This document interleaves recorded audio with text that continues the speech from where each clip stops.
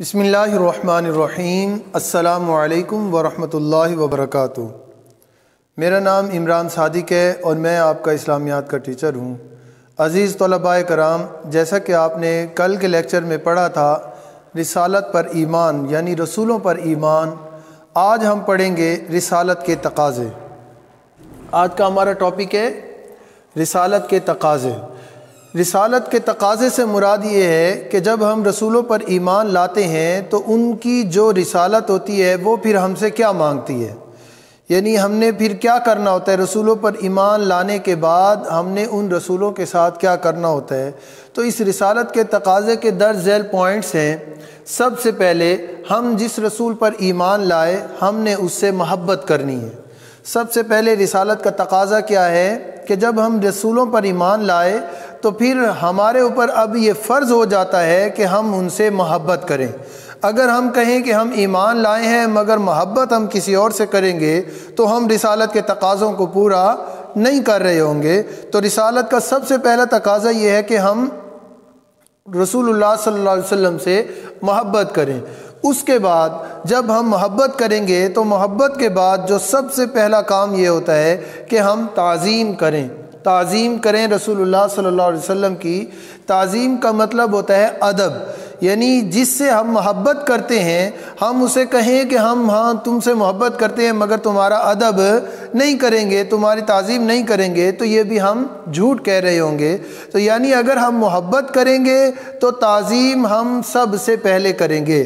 محبت کے بعد جو سب سے پہلی چیز کیا ہے وہ ہے تعظیم کی۔ جب ہم کسی سے محبت کرتے ہیں تو اس کی ہمارے دل میں عزت پیدا ہو جاتی ہے، ہم اس کا ادب کرنے لگتے ہیں، ہم اس کا احترام کرنے لگتے ہیں، ہم اس کی تعظیم کرنے لگتے ہیں۔ تو رسالت کا دوسرا تقاضا تعظیم رسول ہے۔ رسالت کا تیسرا تقاضا نصرت رسول ہے۔ نصرت کہتے ہیں مدد کو، کہ ہم کسی سے محبت کریں اور اس کو کوئی ضرورت پیش آئے ہماری اور ہم کہیں کہ ہاں ہم تم سے محبت کرتے ہیں، تمہاری تعظیم بھی کرتے ہیں مگر تمہاری مدد نہیں کر سکتے، ہم اس سے معذرت کرتے ہیں، تو یہ دونوں وعدے، یہ دونوں دعوے جو ہیں یہ کھوکھلے ہو جاتے ہیں اگر ہم اس کی مدد نہ کریں۔ یعنی رسول اللہ صلی اللہ علیہ وآلہ وسلم سے ہم محبت کا دعویٰ کریں، ان کا ادب بھی کریں، مگر جب رسول اللہ صلی اللہ علیہ وسلم ہمیں کسی جنگ کے موقع پر بلائیں یا رسول اللہ صلی اللہ علیہ وسلم ہمیں اپنی تعلیمات و عمل پیرا ہونے کا کہیں تو ہم کہیں کہ ہم آپ سے محبت کرتے ہیں، آپ کا ادب کرتے ہیں، آپ کی تعظیم کرتے ہیں مگر آپ کی مدد نہیں کر سکتے، تو یہ ہم اپنے دعوے میں جھوٹے ثابت ہوں گے۔ تو رسالت کا تیسرا تقاضا یہ ہے کہ ہم اپنے رسولوں کی مدد کریں، یعنی ہمارے رسول اللہ صلی اللہ علیہ وسلم ہیں، ہم ان کی مدد کریں جب بھی وہ ہمیں بلائیں۔ اور رسالت کا چوتھا تقاضا اطاعت اور اتباع رسول ہے۔ اطاعت جو ہے اطاعت کا تعلق جو ہے قولی احکام سے ہوتا ہے، یعنی رسول اللہ صلی اللہ علیہ وسلم جو باتیں ہمیں کہیں ہم ان کو من و عن قبول کریں اور اس کے اوپر عمل کریں، اس کو کہتے ہیں اطاعت۔ اور اتباع کسے کہتے ہیں؟ اتباع کہتے ہیں کہ رسول اللہ صلی اللہ علیہ وسلم نے ہمارے سامنے کوئی کام کیا اور ہم نے اس کے خلاف نہیں کرنا بلکہ اسی طرح کرنا ہے جس طرح رسول اللہ صلی اللہ علیہ وسلم نے کیا۔ یعنی آپ کے جو عملی ہدایات ہیں، عملی طور پر آپ کہیں پر تشریف لے گئے، آپ چلا ایسے کرتے تھے، آپ بولتے ایسے تھے، آپ سوتے ایسے تھے، تو یہ آپ کو دیکھ کر ہم نے ان باتوں پر عمل کرنا ہے، اس کو کہتے ہیں اتباع۔ اور آپ نے فرمایا جو آپ نے فرمایا اس کے اوپر عمل کرنے کا نام اطاعت ہے۔ تو یہ 4 پوائنٹس جو ہیں یہ رسالت کے اہم تقاضے ہیں۔ سب سے پہلے محبت رسول، پھر تعظیم رسول، پھر نصرت رسول، پھر اطاعت اور اتباع رسول۔ اب ہم باری باری بک کھول لیں تمام بچے، آپ کی بک کے اندر میں MCQs کے نشانات لگواؤں تاکہ شارٹ کویسچنز کے نشان لگواؤں، آپ کو یہ ساری باتیں بک کے مطابق بھی سمجھ آ جائیں۔ پہلا پوائنٹ ہے محبت رسول صلی اللہ علیہ وسلم۔ محبت رسول رسالت پر ایمان کا اہم تقاضا ہے۔ حضرت صفوان بن قدامہ صحابی رسول ہیں، وہ فرماتے ہیں کہ میں نے حضور اکرم صلی اللہ علیہ وسلم کی خدمت میں عرض کیا، یا رسول اللہ صلی اللہ علیہ وسلم اپنا دست اقدس بڑھائیں۔ دست کہتے ہیں فارسی کے اندر ہاتھ کو، کہ حضرت صفوان بن قدامہ حضور کی بارگاہ میں حاضر ہوئے اور عرض کی، یا رسول اللہ صلی اللہ علیہ وسلم اپنا ہاتھ بڑھائیے، میں بیعت کرنا چاہتا ہوں۔ رسول اللہ صلی اللہ علیہ وسلم نے اپنا دست اقدس آگے بڑھایا۔ اقدس کا مطلب ہوتا ہے پاکیزہ، مقدس، سب سے زیادہ پاکیزہ۔ رسول اللہ صلی اللہ علیہ وسلم نے اپنا مبارک و پاکیزہ ہاتھ آگے بڑھایا اور حضرت صفوان بن قدامہ نے حضور کا ہاتھ پکڑ کر بیعت کرتے ہوئے عرض کی، یا رسول اللہ صلی اللہ علیہ وسلم مجھے آپ سے بہت محبت ہے۔ تو حضور اکرم صلی اللہ علیہ وسلم نے فرمایا، آدمی کا حشر اسی کے ساتھ ہوگا جس سے اسے محبت ہوگی، یعنی قیامت کے روز انسان اسی شخص کے ساتھ اپنی قبر سے اٹھے گا، یا قبر سے اٹھنے کے بعد اسی شخص کے ساتھ میدان محشر میں پہنچے گا جس سے اسے وہ دنیا میں محبت کرتا ہوگا۔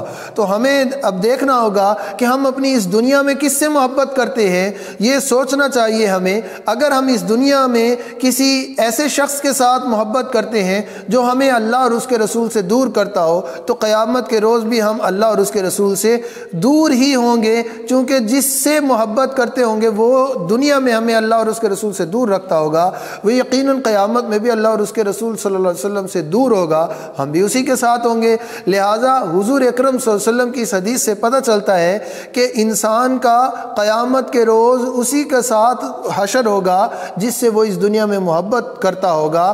ہمیں بھی یہ سوچنا چاہیے ایسے شخص سے محبت کریں جو ہمیں اللہ اور اس کے رسول کے قریب کرے۔ تو یہاں پر آپ کا MCQ ہے، بیٹا کوشچن پوچھا جائے گا آپ کے، آدمی کا حشر کس کے ساتھ ہوگا؟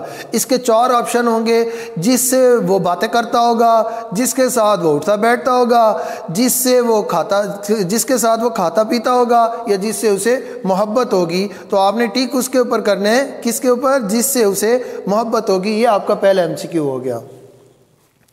اب دوسرے نمبر پر ہمارے پاس ٹاپک ہے تعظیم رسول، ادب رسول۔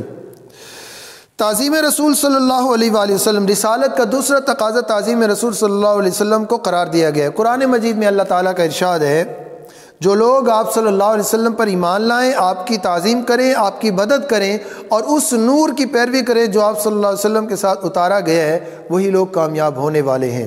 یہ قرآن پاک سورۃ الاعراف کی آیت کا ترجمہ ہے۔ تو تعظیم رسول سے مراد یہ ہے کہ حضور اکرم صلی اللہ علیہ وآلہ وسلم کا ادب ہمارے دل میں ہونا چاہیے۔ جب بھی حضور اکرم صلی اللہ علیہ وآلہ وسلم کا نام آئے، ہمارے لبوں پر رسول اللہ صلی اللہ علیہ وسلم پر درود و سلام آ جائے، ہم فوراً صلی اللہ علیہ وآلہ وسلم کہیں، اس کو تعظیم رسول کہتے ہیں۔ اور اس کے علاوہ ہمارے زندگی کے معاملات میں اگر ہمیں کوئی فیصلہ کرنا درکار ہو، ہمیں سمجھ نہ آ رہی ہو، تو اس کے لیے ہمیں رسول اللہ صلی اللہ علیہ وسلم کی سیرت کو دیکھنا ہوگا، آپ کی اطاعت کو دیکھنا ہوگا، آپ کے اتباع کی طرف جانا ہوگا کہ آپ نے یہ کام کیسے کیا تھا، یا آپ نے اس کام کے متعلق کیا فرمایا تھا، ہم اس کے خلاف نہ کریں۔ اس کو کہتے ہیں تعظیم رسول۔ بارگاہ رسالت میں معمولی سی بے ادبی ساری زندگی کے نیک اعمال کو غارت کر دیتی ہے۔ غارت کا مطلب ہوتا ہے برباد کر دیتی ہے، تباہ کر دیتی ہے، یہاں تک کہ انسان دولت ایمان سے بھی محروم ہو جاتا ہے۔ سب نبیوں کی تعظیم ضروری ہے۔ ہمارے نبی تو رسول اللہ صلی اللہ علیہ وسلم ہیں، مگر ہم کسی نبی کے بارے میں بھی کوئی نازیبہ جملے نہیں کہہ سکتے۔ تعظیم سب کی ضروری ہے، مگر اطاعت کے وقت ہم رسول اللہ صلی اللہ علیہ وسلم، ہمارے آخری نبی حضرت محمد صلی اللہ علیہ وسلم کی اطاعت کریں گے۔ تو یہاں پر آپ کا دوسرا MCQ بنے گا، بلکہ شارٹ کوئسچن بنے گا، بارگاہ رسالت میں بے ادبی کا کیا نقصان ہوتا ہے؟ بارگاہ رسالت میں معمولی سی بے ادبی کا کیا نقصان ہوتا ہے؟ یہ شارٹ کوئسچن بنے گا، آپ اس کا جواب لگا لیں کہ بارگاہ رسالت میں معمولی سی بے ادبی ساری زندگی کے نیک اعمال کو تباہ و برباد کر دیتی ہے، اور یہاں تک صرف کام نہیں رکتا بلکہ انسان ایمان کی دولت سے بھی محروم ہو جاتا ہے۔ تو لہٰذا حضور اکرم صلی اللہ علیہ وسلم کی ذات و برکات کے بارے میں کوئی معمولی سی بھی بے ادبی اللہ کی بارگاہ میں ناقابل برداشت ہے، اس سے ہماری ساری زندگی اور ساری آخرت کی زندگی بھی تباہ و برباد ہو جاتی ہے۔ تیسرے نمبر پر ہمارا ٹاپک ہے نصرت رسول۔ نصرت کا مطلب مدد ہوتا ہے، جیسے میں نے آپ کو پہلے بتایا۔ اب بک پر دیکھیے، نبی کریم صلی اللہ علیہ وسلم کے احکام اور تعلیمات کی ترویج اشاعت اور عملی نفاذ کے لیے، یعنی آپ صلی اللہ علیہ وسلم کی تعلیمات کو پھیلانے کے لیے جد و جہد اور کوشش کرتے رہنا رسالت پر ایمان کا اہم تقاضا ہے۔ یہی عمل نصرت رسول صلی اللہ علیہ وآلہ وسلم ہے۔ اب رسول اللہ صلی اللہ علیہ وآلہ وسلم ہم سے تو کوئی مدد نہیں مانگتے، مگر آپ کی تعلیمات جو آپ اللہ کا پیغام لے کر آئے ہم تک پہنچایا، ہمیں چاہیے کہ ہم اس پیغام کو اپنے آنے والی نسلوں تک پہنچائیں، آگے دنیا والوں کو بتائیں۔ یہ ہے نصرت رسول۔ اس وقت ہم رسول اللہ صلی اللہ علیہ وسلم کی تعلیمات کو پھیلا کر رسول اللہ صلی اللہ علیہ وسلم کی نصرت کر سکیں گے۔ تو نصرت رسول صلی اللہ علیہ وسلم آپ کی تعلیمات کو پھیلانے کا نام ہے۔ اللہ تعالیٰ نے مسلمانوں پر احسان کیا ہے کہ ان میں اپنے پیارے حبیب صلی اللہ علیہ وسلم کو مبعوث فرمایا ہے۔ اب تمام مسلمانوں کا فرض ہے کہ حضور اکرم صلی اللہ علیہ وسلم کے دین کی خاطر صحابہ کرام کی طرح ہر طرح کی قربانی پیش کریں۔ اطاعت، اب چوتھا پوائنٹ آ جاتا ہے، اطاعت اور اتباع، چوتھا اور آخری پوائنٹ، اطاعت اور اتباع رسول صلی اللہ علیہ وسلم۔ رسول اکرم صلی اللہ علیہ وسلم کے ہر حکم کی اطاعت کرنا اور زندگی کے سب معاملات میں آپ صلی اللہ علیہ وسلم کے احکامات اور ہدایات پر چلنا رسالت پر ایمان کا ایک اہم تقاضا ہے۔ اللہ تعالیٰ کی اطاعت کا واحد طریقہ یہ ہے کہ نبی کریم صلی اللہ علیہ وسلم کی اطاعت کی جائے۔ اللہ تعالیٰ کی اطاعت کا واحد طریقہ کیا ہے؟ یہ آپ کا MCQ ہے۔ اللہ کی اطاعت کا واحد طریقہ کیا ہے؟ اللہ کی اطاعت کا واحد طریقہ یہ ہے نبی کریم صلی اللہ علیہ وآلہ وسلم کی اطاعت کی جائے۔ آپ سے پوچھا جائے گا اللہ تعالیٰ کی اطاعت کا واحد طریقہ کیا ہے؟ نیچے آپشن دیے ہوں گے، رسولوں کی اطاعت، فرشتوں کی اطاعت، جنات کی اطاعت اور رسول اکرم صلی اللہ علیہ وسلم کی اطاعت۔ تو آپ نے ٹک کرنا ہے نبی کریم رسول اکرم صلی اللہ علیہ وسلم کی اطاعت کرنے سے اللہ کی اطاعت کی جا سکتی ہے۔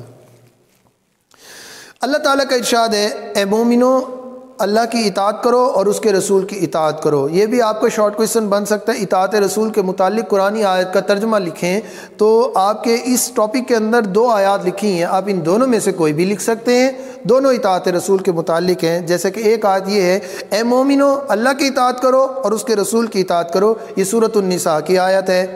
رسول اللہ صلی اللہ علیہ وسلم کی مبارک سنتوں کی اتباع بھی ضروری ہے۔ اطاعت کا تعلق قولی احکام سے ہے۔ قولی احکام کہتے ہیں جو رسول اللہ صلی اللہ علیہ وسلم نے اپنی زبان اقدس سے فرمودات ہمارے لیے صادر فرمائے ہوں، احکامات صادر فرمائے ہوں، جو حکم نامے آپ نے صادر فرمائے ان کے اوپر عمل کرنا، اس کو اطاعت کہتے ہیں۔ اور مگر اتباع کا تعلق عملی ہدایات اور اسوہ حسنہ کے ساتھ ہے۔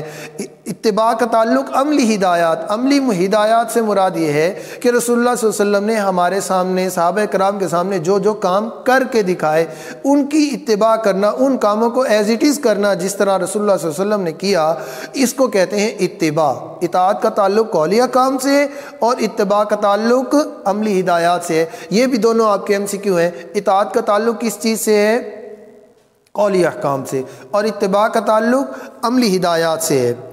تو آگے ایک اور آیت ہے اطاعت رسول کے متعلق، اللہ تعالیٰ کا ارشاد ہے کہ تم میری اتباع کرو اللہ تم سے محبت کرے گا، یہ سورہ آل عمران کی آیت ہے۔